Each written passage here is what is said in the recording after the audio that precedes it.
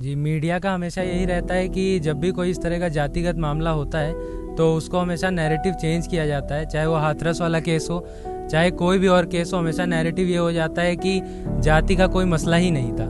उसी तरह फिर से ये लोग ये कर रहे हैं कि इस बार मटकी ही नहीं थी। आप कहते हैं कि हम आज़ादी का अमृत महोत्सव बनाए, कैसे मनाए अमृत महोत्सव? पानी पीने का संघर्ष तो कितने सालों पुराना है। चंदा या जो गेहूं चावल है वो सबके घर से जाएगा, लेकिन वहाँ खाना बनाएगा वो कोई बनाएगा, वो थोड़ा अपर कास्ट के बनाएंगे। दलितों को वहाँ जाने के लिए मतलब खाना परसने के लिए, खाना बनाने के लिए वो नहीं है। इसके लिए मैं ये कहूँगी, जिस टीचर ने उस बच्चे को मारा है, क्या उस अपने हाथों से मारा उसको, तो उसको अपने हाथ, मतलब जिस हाथ से उसने मारा उस हाथ पे उसको छूत नहीं लगी। ये लोग छुआछूत में इतना विश्वास करते हैं कि किसी दलित लड़की को अपने घर की बहू नहीं बना सकते, पर उसका रेप कर सकते हैं।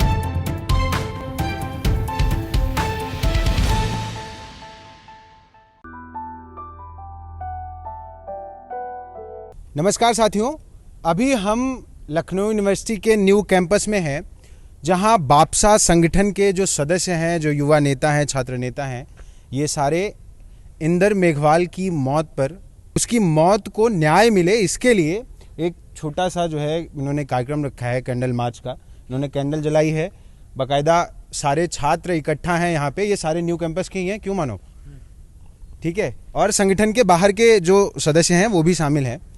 तो मैं इन छात्रों से बात करूंगा और समझूंगा कि एक ऐसे वक्त में जब नेशनल मीडिया ये मान रहा है कि इंदर मेघवाल की हत्या नहीं हुई, वो एक नेचुरल डेथ थी या जो भी था, उसमें छात्र का जो जाति का समीकरण बनाया जा रहा है वो गलत है। अभी तक की जो लेटेस्ट अपडेट है यही है। बड़े जो नेशनल मीडिया के चैनल हैं वो ये दिखा रहे हैं कि इसमें कुछ जाति का मामला ही नहीं था, वहाँ कोई मटका ही नहीं था।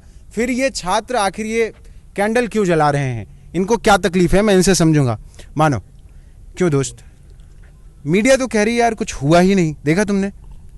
जी, मीडिया का हमेशा यही रहता है कि जब भी कोई इस तरह का जातिगत मामला होता है तो उसको हमेशा नैरेटिव चेंज किया जाता है। चाहे वो हाथरस वाला केस हो, चाहे कोई भी और केस हो, हमेशा नैरेटिव ये हो जाता है कि जाति का कोई मसला ही नहीं था। उसी तरह फिर से ये लोग ये कर रहे हैं कि इस बार मटकी ही नहीं थी, कोई बच्चों में आपसी झगड़ा हुआ था या बच्चे के पहले से कान में चोट थी। वो लोग इस चीज़ को कभी एक्नॉलेज नहीं करना चाहते हैं कि उनके यहाँ पे भेदभाव होता है। उनके यहाँ पे किसी बच्चे के साथ इस तरह जातिगत भेदभाव की वजह से किसी को मारकर हत्या तक की जा सकती है। और ये नैरेटिव हमेशा चेंज होता है। सरकार चाहे कोई भी हो, बीजेपी हो या कांग्रेस हो, मामले वही रहते हैं, लोग वही रहते हैं और कांड उसी तरह किए जाते हैं। तो अभी तुम लोग क्या चाहते हो? क्या चाहते हो आप लोग? अब जो यहाँ इकट्ठा हुए हो, क्या चाहते हो? राजस्थान सरकार क्या करे, क्या होना चाहिए इंदर के लिए, कैसे न्याय मिलेगा?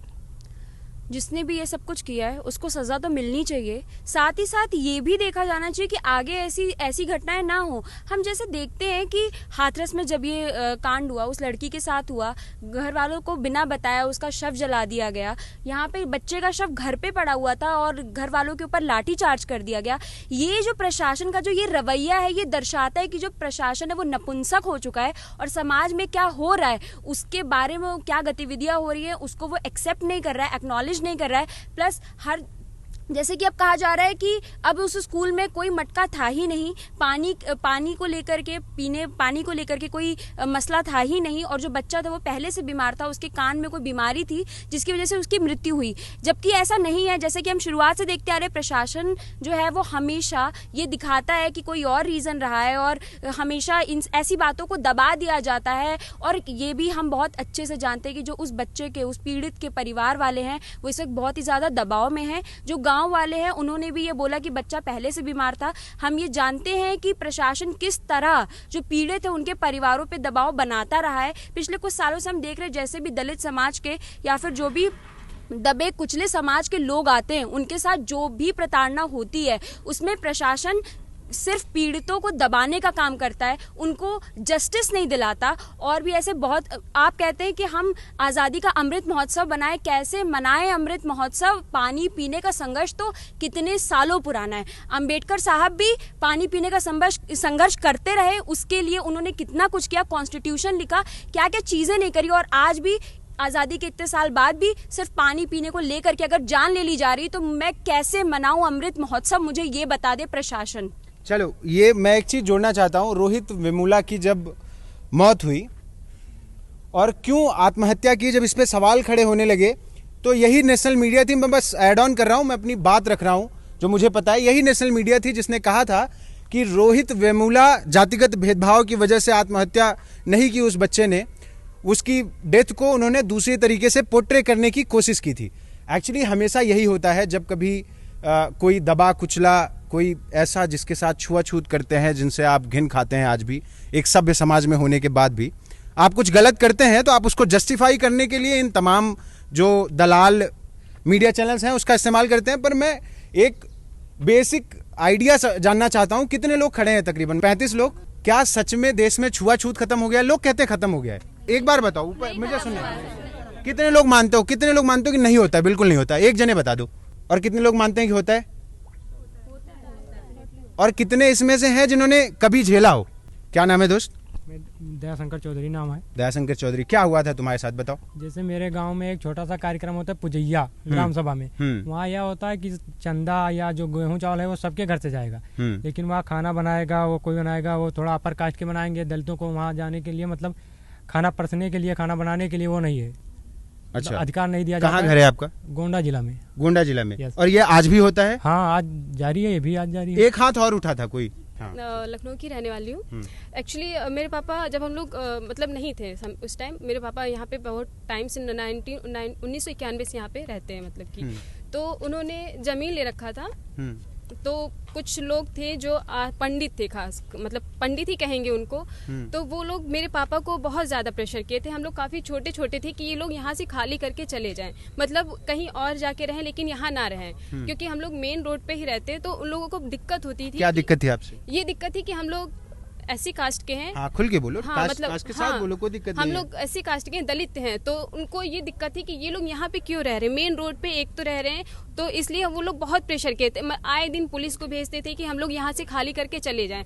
तो फिर जैसे जैसे हम लोग मतलब बड़े हुए, समझदार हुए, भैया ने भी मेरे LLB कर रखा है, दीदी ने भी किया, जब से मतलब थोड़ा जान गए हम लोग, नॉलेज हो गया, उसके बाद से खुद हम लोग लड़ने लगे, तो इतना प्रेशर नहीं करते हैं। बट पहले मतलब मेरे पापा को, मेरी फैमिली को इतना टॉर्चर किया गया था, इतना टॉर्चर किया गया, बट मेरे पापा इतना संघर्ष किए हम लोगों के लिए कि मेरे बच्चे अगर यहाँ पे रह के पढ़ लिख के अगर किसी लायक बन जाते हैं तो फिर सबको जवाब दे सकते हैं। और ये अभी जो कांड हुआ है, इसके लिए मैं ये कहूँगी, जिस टीचर ने उस बच्चे को मारा है, क्या उस अपने हाथों से मारा उसको, तो जिस हाथ से उसने मारा उस हाथ पे उसको छूत नहीं लगी? अगर वो बच्चा अगर जमीन, ऐसी कास्ट के जो भी जितने भी दलित हैं, काफ़ी लोग होंगे जो मर के इसी ज़मीन में गए होंगे, क्या उस ज़मीन पे ये लोग रहते हैं तो क्या इनको छूत नहीं लग रही है? मेरा कहने का मतलब, और फिर जो हवा चलती है, उसी जो धुआं, वो बॉडी जो जलती है, 80 कास्ट वालों को जो दलित होते हैं, क्या वो जो धुआं ऊपर जा रहा है तो उससे भी तो उन लोग को मतलब छूत लगनी चाहिए ना? वो लोग रहते ही क्यों है फिर यहाँ पे? कहीं दूसरे ग्रह पे चले जाए, ज़्यादा ही बेटर होगा उनके लिए। मतलब यही है, ऐसे लोगों को तो यहाँ पे रहना ही नहीं चाहिए। मतलब छुआछूत मतलब है, इन लोगों ने बहुत ही ज़्यादा फैला रखा है। ऐसे लोगों को तो दूसरी दुनिया में जाना चाहिए। फिर बहुत इमोशनल हो गई हो तुम, पर अच्छी बात है। देखो, ये हंसने की बात नहीं, मैं मजाक नहीं कर रहा था। एक्चुअली जिस तरीके से ये बात कर रही है ना, ये महसूस किया जाता है। जो जिस चीज़ को झेलता है उसको वो एहसास हमेशा याद रहता है, कभी कोई नहीं भूल सकता जो उसने जिया हो। और जिन लोगों ने ना ज़मीनें जोत के फसलें उगाई हैं, उनके हिस्से हमेशा तिरस्कार आया है। वो तिरस्कार झेल झेल के जी रहे लोग जब समाज में मौका पाते हैं बोलने का ना, तो वो इमोशनली नहीं हो जाते, उनके अंदर का जो मन में बैठा इंसान है वो जाग जाता है।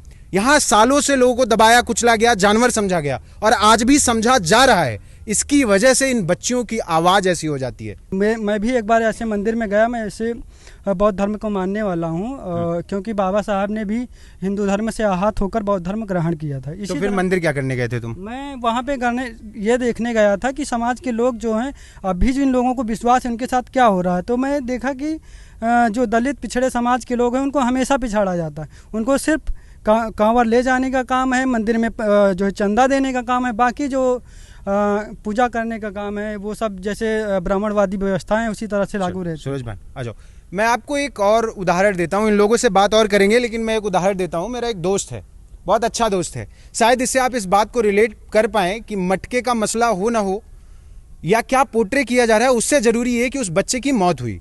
और मौत होने के बाद जो इल्ज़ाम लगा वो जातिवाद का था। उसका उदाहरण बताऊँगा।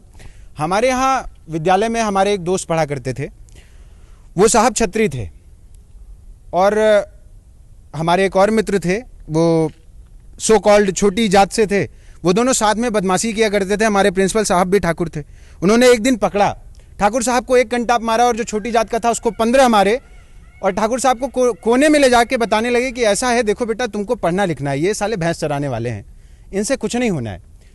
ये जो चीज़ है जो नेशनल मीडिया छुपा रहा है वो ये बच्चे ही समझ सकते हैं, क्योंकि इन्होंने कभी झेला है या देखा है या इस बात में भरोसा रखते हैं कि कुछ गड़बड़ है। हाँ बेटा, क्या बोल रहे थे आप? कि साथ में खाना खाने और पानी पीने से छुआछूत खत्म नहीं होता। जैसे कि समय के साथ हर चीज अपडेट होती है, बीमारियां अपडेट हो जाती हैं, वैसे ये छुआछूत की बीमारी भी समय के साथ अपडेट हो चुकी है। अब ये लोग खाना खाना साथ में बैठ के या पानी पीना, इस चीज को तो नॉर्मलाइज कर चुके हैं, पर जहां पे बात आती है वहां पे ये जातिवाद को कहीं ना कहीं शोकेस जरूर कर देते हैं। किसी दलित टीचर के ऊपर हाथ उठाना, ये लोग छुआछूत में इतना विश्वास करते हैं कि किसी दलित लड़की को अपने घर की बहू नहीं बना सकते, पर उसका रेप कर सकते हैं। रेप करने से इनको छुआछूत की बीमारी नहीं लगती है, पर उस लड़की को ब्याह करके अपने घर में लाने से इनका जो सो कॉल्ड जो इनकी जाति है वो पॉल्यूटेड हो जाती है। इस संकीर्ण मानसिकता के लोग आज भी मेरे समाज में रहते हैं, और आप कहते हैं कि छुआछूत नहीं है, ये सिर्फ अपडेट हो चुका है, ये खत्म नहीं हुआ, और ये खत्म तब तक नहीं होगा जब तक कि मैं ट्विटर पे देख रही थी कि उस पे एक हैशटैग ट्रेंड चल रहा था कि इंडिया यूथ वांट्स हिंदू राष्ट्र। जो हिंदू राष्ट्र का अभी आपने सुना होगा, न्यूज में चल रहा है कि हिंदू राष्ट्र का कुछ संविधान ड्राफ्ट जैसा कुछ बनाया गया है।